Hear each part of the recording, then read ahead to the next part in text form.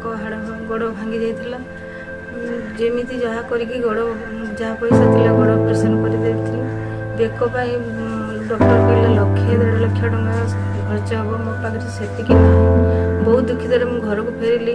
ବହୁତ ଅସୁବିଧାରେ ରହିଥିଲି।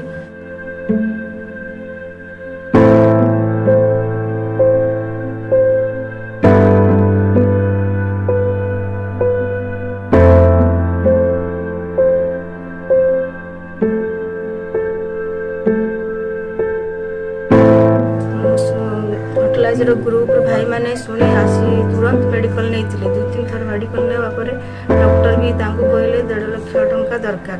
से तुरंत बहुत कलेक्शन करी पैसा जगाड़ कर मेडिकल नहीं ऑपरेशन करी मो स्वामी को घरे आनी पहुँचेले। आज्ञा मु चंदन पृष्टि से मो पाख बारंबार आसी मत बचार गोटे आशा देखते नुआ मोड़ दे मत बचे